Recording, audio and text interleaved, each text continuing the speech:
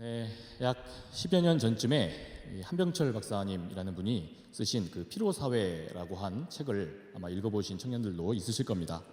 이 책이 상당히 우리 한국 사회에서 주목을 받은 적이 있습니다. 이 책은 오늘날 이 성과주의 사회를 살아가느라고 늘 만성 피로를 달고 살아가는 우리 현대인들의 어려움을 고발한 책입니다. 우리 한국의 경제는 이 제조업을 중심으로 그런 산업 구조를 거쳐가면서 아주 비약적으로 성장했습니다. 해가 뜨고 사물이 보여야만 그래야 작업이 가능했던 이 농경사회를 우리가 먼저 거쳤습니다. 여러분, 그런데 이런 농경사회와 이 제조업 중심의 산업 자본사회는 다릅니다. 공장의 기계는 해가 뜨지 않아도 조명을 켜놓고 쉴 새 없이 돌리면서 일을 시킬 수 있습니다. 이런 산업 자본 사회로의 그런 전환으로 인해서 우리 사회가 맞게 된 가장 큰 변화가 하나 있습니다.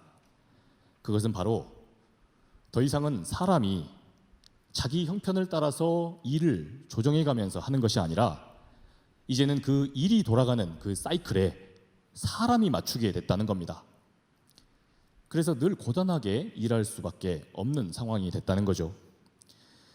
여러분, 이처럼 일이 사람보다 중심이 된 그 사회에서 그 사회가 동경하게 된 그 인재상, 야, 이런 사람이 인재다라고 하는 그 인재상이 어떻게 펼쳐졌겠습니까? 바로 근면성, 또한 책임감, 성실함이었습니다. 1년 365일 이 돌아가는 기계에 맞춰서 여기에 아무런 불만이 없이 충실하게 일하고 그리고 기능해줘야 하는 그런 사람들, 이런 사람들이 많이 있어야, 그런 사람들이 다수여야 큰 이익이 났던 겁니다. 이런 분위기 속에서 우리 사회는 몸이 아파도 학교를 나온 그런 아이를 아주 성실하다고 칭찬해주고, 몸살이 나도 병원을 아침에 들러서 진통제 투어로 출근을 하는 직원이 있으면 어떻게 합니까? 모범사원이라고 표창을 하는 그런 분위기가 일반적이 됐다는 겁니다. 여러분, 그런데 무엇을 위해 그렇게 했다는 겁니까? 바로 성과입니다. 탁월한 업적과 가시적인 성과를 내는 것, 이것을 위해서 그렇게 했다는 겁니다. 이것이 그간 우리 사회가 그리던 그런 바람직한 인간상이 되었다는 겁니다. 여러분, 이런 성과주의가 있었기 때문에 우리는 비약적인 성장을 하게 됐습니다. 그래서 잘 살게 된 겁니다.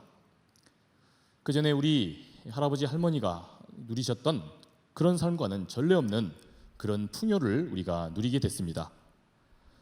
그런데 한 박사님에 따르면 이 같은 이 성과주의의 그 이면에는 꼭 밝은 면만 있었던 게 아니었다는 겁니다. 성과주의는 우리로 하여금 이른바 피로사회라고 하는 이 사회를 그렇게 정의할 수밖에 없는 그런 형국을 만들어냈다는 거죠. 이 성과주의가 무한경쟁이라고 하는 우리 시대의 그 이념과 맞물리면서 우리는 어린 시절부터 그렇게 학습했습니다. 함께하고 있는 친구들과 함께하는 직장의 동료들을 경쟁자로 보게 됐습니다. 그러다 보니 못되면 사람들로부터 낙오돼서 힘들고, 또한 잘되면 악착같이 경쟁한 끝에 그렇게 성공한 것이라서 주변에 친구가 없고 또한 이웃이 없어서 힘들어졌다는 겁니다. 그래서 이유도 모른 채 현대인들 중에서는 자신이 탈진되고 소진이 되었다, 이렇게 느끼는 사람들이 많아졌다는 겁니다. 한 박사님은 말합니다. 이런 피로사회 속에서 우리가 겪는 이러한 육체적 또한 정신적인 그런 어려움들은 결코 우리의 그 자가치유 능력, 생체 면역 능력을 통해서 치료하기 어렵다는 겁니다. 더욱이 이것이 치료하기도 어려운데 우리는 또 이걸 아주 심각한 질환이 될 수 있다고 의식조차 못합니다. 그렇게 이유 없이 느끼는 그런 우울감이나 또한 피로감, 또한 무기력감, 삶에 대해서 느끼는 그런 허망감, 이런 것들이 망성적이 돼서 이제는 돌이킬 수 없는 지경이 돼서야만 그제서 후회한다는 겁니다. 아, 내가 열심만 내는 그런 삶이 내 인생을 망가뜨렸구나, 내 관계를 다 파괴시켰구나 한다는 겁니다. 여러분, 그런데 오늘 하나님의 말씀을 보면 우리 기독교 신앙을 가지고 살아가는 그런 삶에도 우리를 참으로 무기력하고 또 피곤하고 이렇게 만드는 그런 성과주의적인 그런 강박 같은 것이 있습니다. 주님은 일찍이 요한복음에서 이렇게 말씀하셨습니다. 진리가 너희를 자유롭게 하리라. 진리가 우리를 자유롭게 한다는 겁니다. 그런데 이상하게도 오히려 예수를 열심히 믿으면 믿을수록 오히려 우리 자신에게는 이런 생각이 싹 드는 겁니다. 내가 뭔가를 열심히 헌신하지 않았다. 내가 뭔가를 열심히 주님께 헌신하지 않았다라고 하는 어떤 죄의식과 또한 영적인 피로감, 영적인 무기력을 느끼는 일들이 우리 가운데 있다는 겁니다. 특별히 고단한 이 여름 사역을 지나고 나면 청년부 사역자들은 이런 부분을 긴장하지 않을 수 없습니다. 많은 우리 교사로 활동하고 또 여러 봉사의 모양으로 활동하는 우리 청년들이 그러한 무기력증을 때로 느끼기 때문입니다. 여러분, 우리 오늘 말씀 14절 말씀을 읽어보겠습니다. 그때에 요한의 제자들이 예수께 나와 이르되 우리와 바리새인들은 금식하는데 어찌하여 당신의 제자들은 금식하지 아니하나이까? 여러분, 오늘 하나님의 이 말씀은 오늘 이 말씀 사건이 일어난 그 때를 주목하고 있습니다. 그러니까 주님이 어떤 상황 중에 지금 이 말씀을 하시고 있었는지, 어떤 상황 중에 지금 이 해프닝이 일어났는지 이걸 주목하고 있다는 겁니다. 여기서 14절이 말하는 그때란 예수님이 세리 마태 집에 머물러서 많은 세리들과 함께 잔치를 열고 계셨던 때였습니다. 여러분, 당시에 이 세리라고 하는 사람들은 로마의 이익을 위해서 누구보다도 열심히 또 충실히 복무하던 사람들이었습니다. 당시에 이 세리들은 우리들처럼 이 공무원 시험으로 선발을 하던 것이 아니었습니다. 일종의 입찰제로 뽑았습니다. 그러니까 내가 로마의 정부에 이만큼 많이 갖다 바칠 테니까 날 기용해 주십시오. 이것을 경쟁적으로 그렇게 경쟁하며 그 끝에 뽑혔다는 겁니다. 그러니 이들은 이런저런 명분으로 한번 세리가 되면 부지런히 백성들을 쫓아다니며 세금을 매겼습니다. 그래야 로마에도 많이 갖다 바쳐서 자신의 세리직도 유지했습니다. 그리고 자기도 이렇게 욕을 먹으면서 활동을 했으니 나도 이익이라도 많이 얻어야겠다 그랬던 겁니다. 그러니 이들이 얼마나 정신없이 열심히 일하며 백성들의 고열을 뽑는데 경쟁적이 됐겠습니까? 그렇게 이들은 이른바 당시 사회의 합법적인 도둑이 되어서 아주 치열하게 경쟁하며 살았습니다.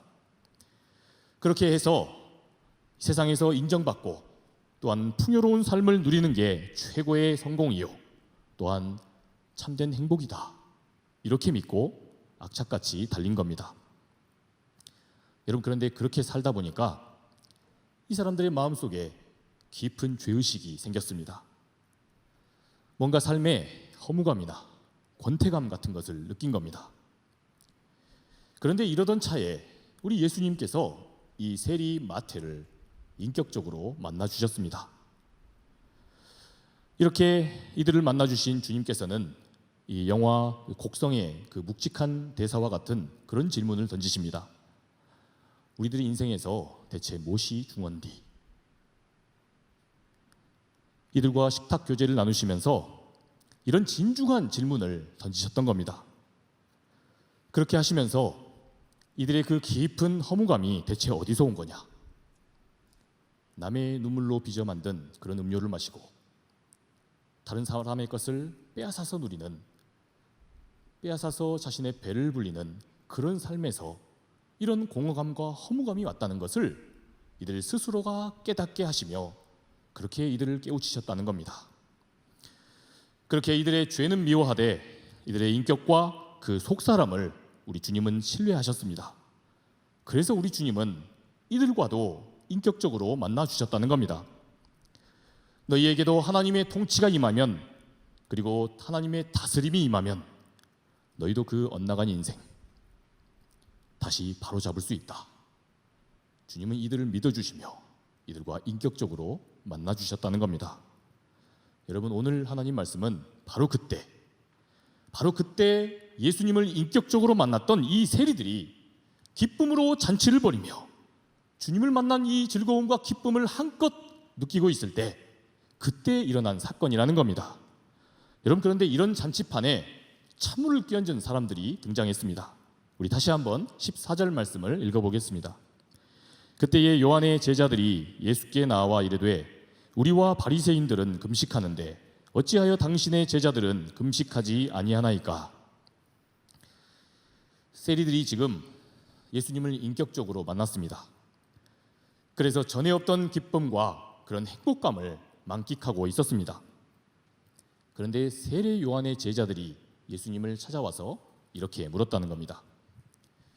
우리와 바리새인들은 이 유태인 규례를 따라 금식을 하는데 어째서 당신들의 제자들은 금식하지 않는 겁니까? 여러분, 여기서 이 요한의 제자들이 말한 그 금식이 대체 어떤 의미였는지를 우리가 한번 살펴봐야 합니다.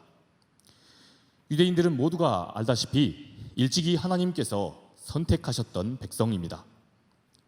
그러다 보니 이들에게는 아주 특별한 이 선택받은 민족이다라는 이 택함받은 백성으로서의 자부심이 넘쳐났습니다. 그런데 구약 성경을 우리가 살펴보면 이들이 택함을 받았다고 해서 언제나 주님께 순종만 하는 것이 아니었습니다. 오히려 약속의 말씀을 따라가서 이 약속의 땅 가나안에 정착했지만 주님께 불순종함으로 우상을 숭배함으로 나라가 두 동강이 나는 벌을 받습니다. 그러고도 이 사람들은 정신을 못 차리고 계속 하나님의 뜻을 저버리고 그래서 오랜 식민지 세월을 또 겪습니다. 이러한 상황 중에서 하나님 앞에 진정한 회개와 쇄신의 일환으로 이들이 기도하던 새로운 방법이 생겨났습니다. 여러분, 그것이 바로 이 금식으로 기도하는 법이었습니다. 여러분, 우리 인간에게 있어서 아주 원초적인 그런 가장 중요한 욕망이 무엇입니까? 먹고 죽은 귀신은 때깔도 좋다고 바로 먹는 것입니다. 여러분, 우리 사회도 기왕에 힘든 세상 사느니 먹는 거라도 잘 먹자. 얼마나 많은 그런 먹방 프로그램들이 있습니까? 여러분, 먹지 않으면 생명을 유지할 수가 없는 것 아니겠습니까? 여러분, 그러니까 금식이라고 하는 그 기도법은 그렇게 하나님께 간절히 매달리는 기도였던 겁니다. 그렇게 절박하게 하나님께 기대하면서 그렇게 매달리면서 이들이 무엇을 기도했던 겁니까? 하나님, 그동안 우리 민족들이 그 숱한 위기와 어려움을 겪고도 당신의 그 약속의 말씀에 거기에 합당하게 당신의 뜻을 따라서 아직도 우리의 삶을 추스리지 못하고 하나님의 뜻을 쫓아 아직도 살지 못하는 이 아둔한 우리를 제발 좀 용서해 주십시오. 여러분, 이걸 절박하게 구했던 기도라는 겁니다. 이런 뉘우침의 기도였다는 겁니다. 여러분, 또한 금식은 이런 기도였습니다. 하나님, 지금 제 인생에 우리 하나님이 살아계심이 도저히 믿어지지가 않습니다. 주님, 제가 그 정도로 힘듭니다. 주님, 이렇게 힘들지만 그래도 저의 삶에도 하나님의 은혜가 있다는 것을 보게 해주십시오. 그러나 이런 어려움과 고난조차도 내가 믿음의 사람으로 감당할 수 있게 해주십시오. 여러분, 이것을 우리의 가장 중요한 원초적인 이 먹을 것이라고 하는 것을 끊음으로써 하나님께 절박하게 구하는 기도였던 겁니다. 여러분, 그래서 구약 전통에 따르면 이러한 금식 기도는 늘 회개와 뉘우침으로 끝났습니다. 금식 기도는 이 삶의 어려움 중에도 여전히 내 인생에서 일하시는 그 주님을 발견하는 것으로 귀결됐습니다. 그래서 결국에 금식 기도를 끝으로 하나님께 감사와 찬양과 영광을 올려드리는 것이 뒤따랐던 것입니다. 여러분, 그런데 안타깝게도 이러한 금식 기도가 우리 예수님 시대에 와서는 완전히 변질돼 버렸습니다. 금식이 자기의 신앙을 과시하는 일종의 수단이 된 겁니다. 그렇게 금식 기도를 하는 동안 지금 자기가 몇 끼를 굶었는지를 사람들에게 공공연하게 드러내 보였습니다. 그걸로도 자기의 그 치적이 잘 안 드러난다 싶으면 자기의 옷을 찢었습니다. 여러분, 이게 왜 찢었냐 하면요, 내가 많이 굶어서 내 이렇게 갈비뼈가 드러났다, 이걸 보이기 위해서 정도였다는 겁니다. 또한 그걸로도 모자라서 타고 남은 재를 다 뒤집어 썼습니다. 또한 요란하게 막 가슴을 치면서 주먹으로 가슴을 막 치는 행위를 반복했습니다. 또한 별로 슬프지 않은데 일부러 잔뜩 슬픈 그런 표정을 하고 그렇게 금식 기도하는 내내 고개를 숙였다는 겁니다.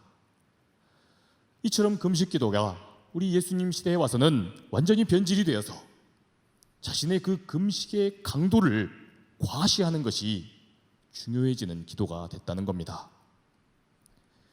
여러분, 오죽했으면 우리 예수님 시대 직전의 그 역사를 엿볼 수 있는 이 외경인 토비트서, 우리 가톨릭에서는 이것을 경전으로 받아들이고 있습니다. 이 토비트서나 또한 위경들인 이 르우벤 언약, 또 시므온 언약이라는 자료를 보면요, 당시에 이런 금식 기도의 그런 허실을, 이걸 고발하고 또 신앙적으로 책망하는 그런 내용들이 줄을 이루는 것을 볼 수가 있습니다.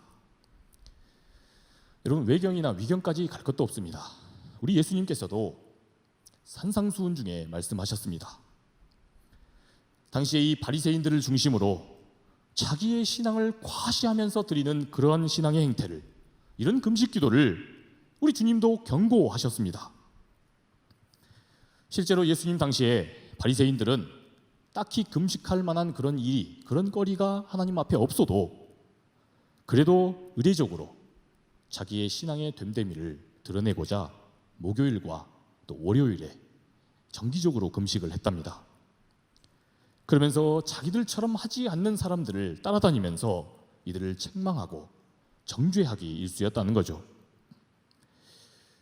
여러분, 그런데 오늘 우리 하나님 말씀을 우리가 주목해서 보면 우리는 적잖게 충격을 받게 됩니다.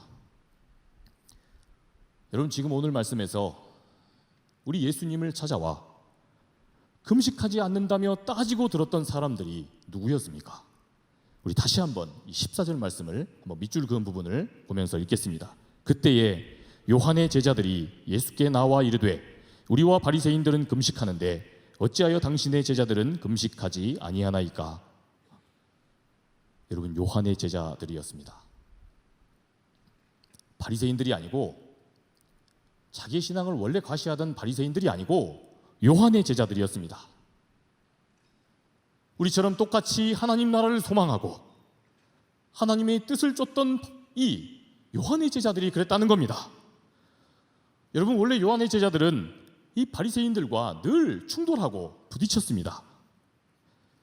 왜냐하면 이 바리새인들이란 사람들이 하나님의 뜻을 찾기는 고사하고 언제나 자기 신앙만 과시하는데 혈안이 됐기 때문입니다. 이러한 껍데기만 남은, 그런 형식만 남은 이 바리새주의를 비판하던 이 요한의 제자들이 지금 어처구니 없게도 이러한 금식 규정을 주님께 들이대며 주님께 따지고 들었다는 겁니다. 여러분, 그것도 어떤 때의 말입니까? 지금 살아생전 처음으로 주님을 인격적으로 만나서 그러한 기쁨과 행복을 마음껏 만끽하는 그런 자리를 찾아와서 그 흥을 깨면서 그랬다는 겁니다. 그러면서 어찌하여 하나님의 사람들이 돼가지고 모양 빠지게 먹고 마시기나 하고 지금 자기들끼리 놀면서 잔치나 즐기고 있냐, 이랬다는 겁니다. 여러분, 그런데 이 말씀 앞에서 한번 깊이 우리들의 모습도 한번 들여다봐야 합니다. 저와 여러분, 우리들 각자에게도 이러한 모습들이 있습니다. 한편으로는 진리 안에서 자유와 하나님 나라를 이야기합니다. 우리 안에 주님의 통치를 이야기합니다. 자발적으로 헌신해야 한다 이야기합니다. 그러나 신앙인 정도면 이 정도 헌신은 당연한 거 아닌가? 이 정도 경건은 믿음의 청년들이라면 이 정도는 해줘야 하는 것 아닌가? 여러분, 우리에게도 이러한 요한의 제자들과 같은 우리가 잘 알지 못하는 그런 무비판적으로 수호하려고 하는 그런 바리새주의가 있다는 겁니다. 이런 것들이 자기 자신의 신앙을 추스리는 그런 데 기능하는 것이 아니라 남의 신앙을 판단하는 잣대가 되어서 공연히 주의 일을 한다고 하면서 누군가를 정죄하게 되고 마는 일이 우리에게도 바로 있다는 겁니다. 사랑하는 여러분, 저와 여러분들에게 바리새주의는 과연 무엇입니까? 믿는다고 하면서 저 사람들은 왜 이런 것들을 못 감당할까? 저 사람은 왜 이만큼은 감당해 주지 않느냐 말인가? 이렇게 생각하는 우리네 바리새주의는 과연 어디 있냐는 겁니다. 오늘 우리 주님의 말씀 안에서 우리가 한번 깊이 생각해 봐야 할 공산입니다. 여러분, 그렇다면 오늘 말씀 속에서 이러한 세례 요한의 제자들에게 우리 주님은 뭐라고 응답하십니까? 우리 다 함께 15절 말씀을 한 목소리로 읽어보겠습니다. 예수께서 그들에게 이르시되 혼인집 손님들이 신랑과 함께 있을 동안에 슬퍼할 수 있느냐? 그러나 신랑을 빼앗길 날이 이르리니 그때에는 금식할 것이니라. 아멘. 여러분, 우리 예수님은 한치 망설임도 없이 이 세례 요한의 제자들에게 말씀하십니다. 혼인집 신랑과 함께 있는 상황 속에서 지금 그렇게 나와 만남을 갖고 있는 자리에서 그렇게 나와 함께 하고 있는 바로 이 지금은 금식할 때가 아니고 어떤 때라는 겁니까? 기뻐할 때라는 겁니다. 최고로 기뻐하고 즐거워하며 이 잔치를 즐길 때라는 겁니다. 우리 주님 이렇게 말씀하십니다. 그것도 잔치 중에서 최고로 친다는 우리 두 커플이 결혼을 앞두고 계시는데 혼인잔치만큼의 기쁨이라는 겁니다. 그 정도로 행복한 기쁨이라는 겁니다. 여러분, 주님의 이 말씀이 무슨 뜻입니까? 여러분, 우리가 하나님을 믿는 그 믿음에 있어서 뭐뭐 해야 한다가 우선이 아니라 만남이 먼저라는 겁니다. 주님과의 만남이 우선이 돼야 한다는 겁니다. 여러분, 사람이 주님을 인격적으로 만나게 되면 무엇보다도 무엇을 압니까? 우리 주님이 어떤 분이신지를 압니다. 주님이 늘 세리들처럼 우리의 일상에 이익에 더 있다 살고 세상의 유혹과 죄와 더 친숙하게 짝하며 살아가는 우리들, 그런 우리들을 그럼에도 불구하고 또다시 예배를 통해 만나주시고 그런 우리에게 다시 사랑과 기대를 갖고 계시는 분임을 우리가 어디서 알 수 있습니까? 주님의 말씀 앞에서, 주님과의 깊은 예배의 자리를 통해서, 우리가 찬양하고 기도하는 자리를 통해서 알 수 있다는 겁니다. 여러분, 그러니까 우리 주님께서는 이러한 금식의 규례와 같이 우리가 하나님께 뭐뭐를 해드려야 한다가 아니라 만남이 중요하다는 겁니다.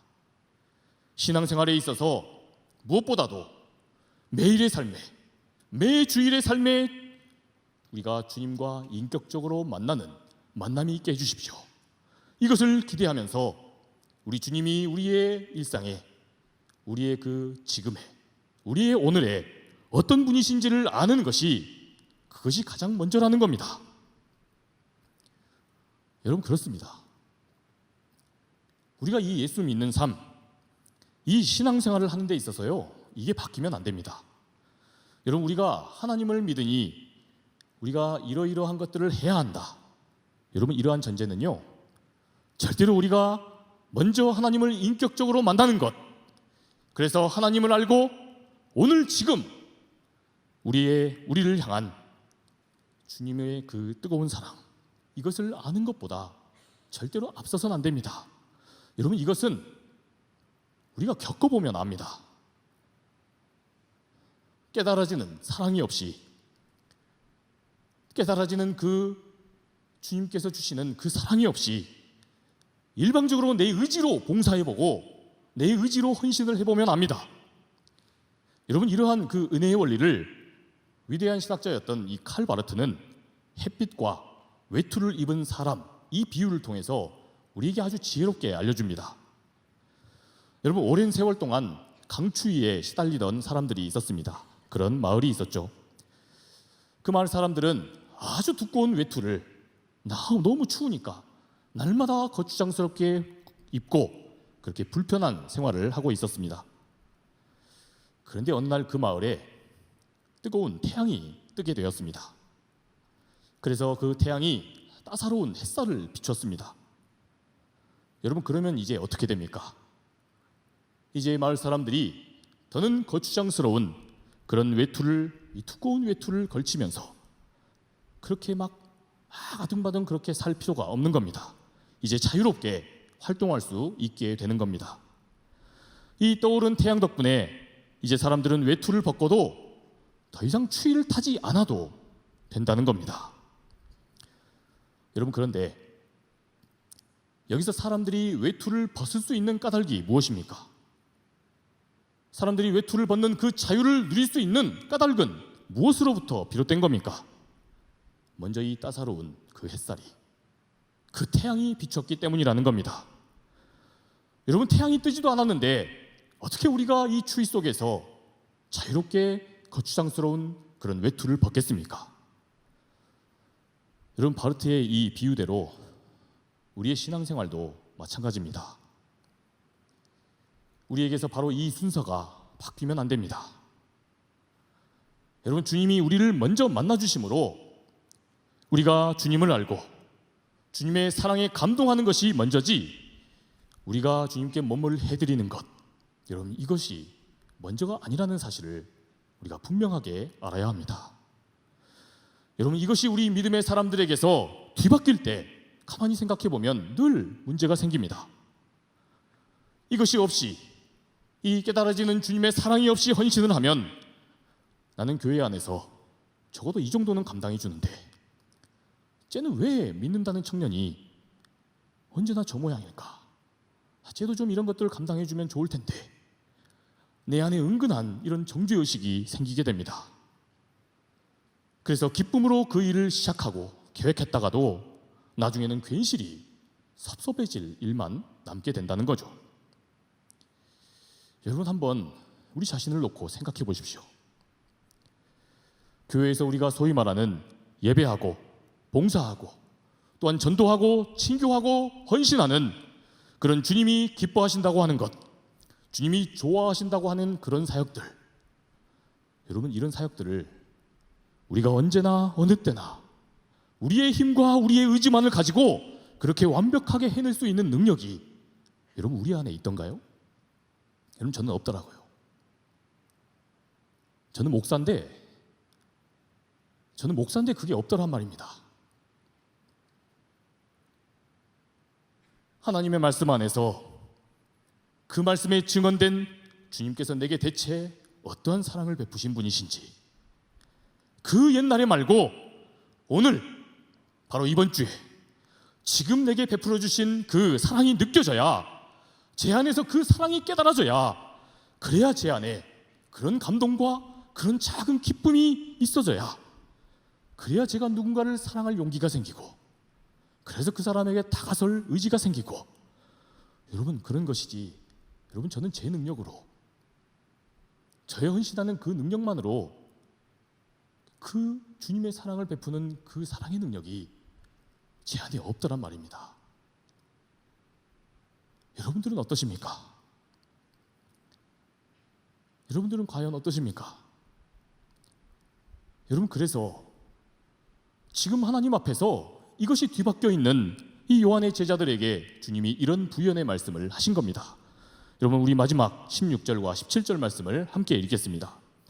생배 조각을 낡은 옷에 붙이는 자가 없나니 이는 기운 것이 그 옷을 당기어 헤어짐이 더하게 됨이요, 새 포도주를 낡은 가죽 부대에 넣지 아니하나니 그렇게 하면 부대가 터져 포도주도 쏟아지고 부대도 버리게 됨이라. 새 포도주는 새 부대에 넣어야 둘이 다 보존되느니라. 아멘.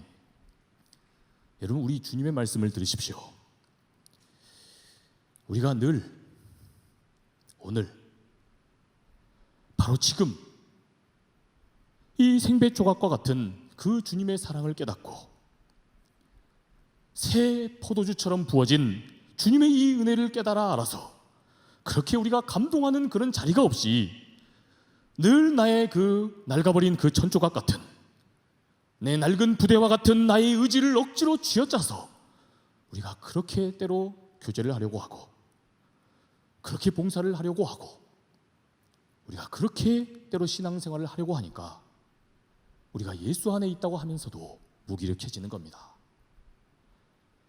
주님 안에 있는데도 여전히 피곤한 겁니다. 우리 안에서 새롭게 채워지는 사랑이 없이 우리가 누군가를 사랑하려고 하니까 이것이 우리에게 일이 되는 겁니다. 주님과의 인격적인 만남은 없이 기독교는 당연히 이래야 되는 거 아니냐.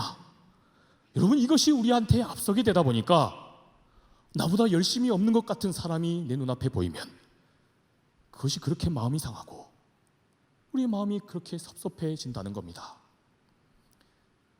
사랑하는 여러분, 그러니 우리가 이 주님의 말씀을 따라 한 번쯤은 우리에게서 이러한 강박을 한번 버릴 필요가 있습니다. 하나님은 우리가 주님의 몸된 교회를 열심으로 섬기고 헌신하는 것도 즐거워하십니다. 그러나 그보다 더 기뻐하시는 것은요, 늘 오늘 우리에게 새롭게 내가 너를 이렇게 사랑한다, 내가 너를 이렇게 기대하고 너의 삶 그 자체로, 너의 존재 자체로 내가 너를 아끼고 사랑한다, 우리가 이것을 제대로 아는 것을 우리 주님은 먼저 원하십니다. 여러분, 이것이 무더위로 정말 지치고 또 힘든 사역을 우리가 고되게 해나간, 그래서 우리가 잠시 휴가를 맞고 있는 이 여름 시즌에 우리가 이 주님의 말씀에 교훈을 두고 우리들 자신을 한번 돌아봐야 하는 이유입니다.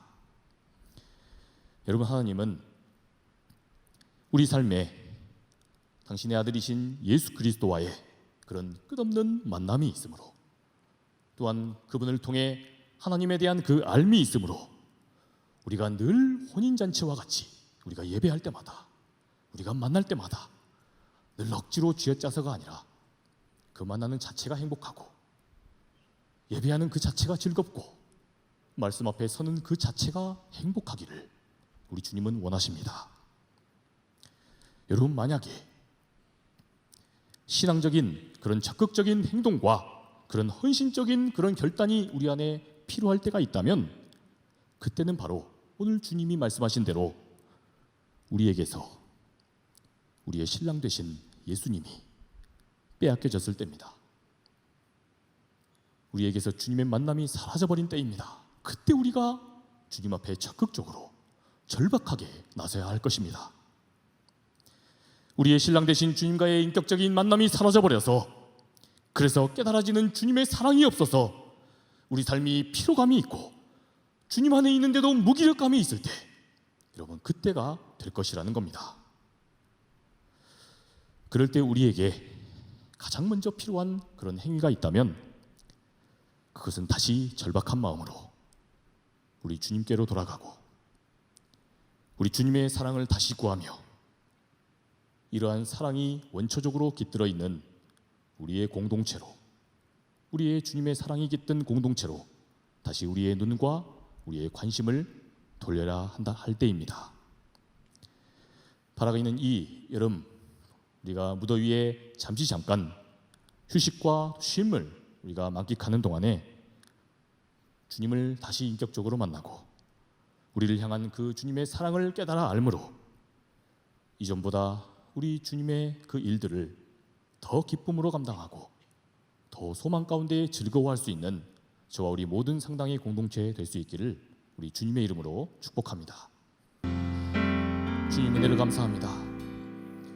우리를 위해서 당신의 아들을 희생시키시고 그 아들을 참혹한 십자가 속에서 그 당신의 사랑이 어디 있는지를 알게 하시고자 우리에게 내어주신 그 사랑에 우리가 힘입어 그렇게 우리가 부름을 받아 주님 앞에서 봉사하고 헌신하고 각기 여러 모양으로 주님을 사랑하여서 우리가 이렇게 나아갔던 것인데, 이것이 어쩌다 보니 때로는 나의 의의를 드러내고 이것이 나의 열심을 또 과시하는 것으로 나타나고, 그래서 우리의 마음속에 때로 공허함이 있고 예수 안에 있는데 여전한 무기력증이 있는 것은 아닌지 우리가 돌아봅니다. 이 여름 무더위에 지치고 우리의 일상이 지치고 때로는 교회까지 와서도 뭔가를 하지 않았다는 강박 속에 있는 이들이 있습니까? 그렇다면 주님, 우리가 이 강박을 오늘 말씀 안에서 잠시 내려놓게 하여 주시옵소서. 우리에게서 우리 주님 인격적으로 만나 주심이, 그래서 우리 안에 사랑을 회복시켜 주심이 우리에게 먼저라는 것을 우리가 알게 하여 주시옵소서. 그래서 우리가 주님 안에서 주님의 그 사랑을 먼저 힘입어 그렇게 헌신하게 해주십시오. 주님의 사랑 때문에 우리가 교제할 수 있게 해주십시오. 주님의 사랑이 차고 넘쳐서 우리가 다른 누군가를 작게나마 용기 내어 사랑할 수 있게 해주십시오. 이것이 우리에게서 뒤바뀌지 않도록 주님 이 여름 가운데 우리 가운데 함께하여 주시옵소서. 그렇게 우리의 삶을 날마다 이끌어 주실 이 주님만을 찬양하며 나아갑니다. 주님 우리와 함께하여 주시옵소서. 이제는 우리 구주 예수 그리스도의 은혜와 하나님 아버지의 크고 극진하신 사랑하심과 성령님의 감화 감동 교통하심의 역사가 오늘 우리에게서 우리 주님 우리를 뜨겁게 사랑하시며 오늘 지금 우리와 인격적인 만남을 바라시며 우리가 늘 먼저 행복하기를 바라시는 그 우리 주님의 그 사랑을 힘입어 그렇게 헌신하고 그렇게 봉사하고 그렇게 우리의 사랑을 나누고자 다짐하는 이 자리에 모인 우리 모든 상당의 권속들 머리머리 위해 지금으로부터 영원토록 함께하옵시기를 간절히 축원하옵나이다. 아멘.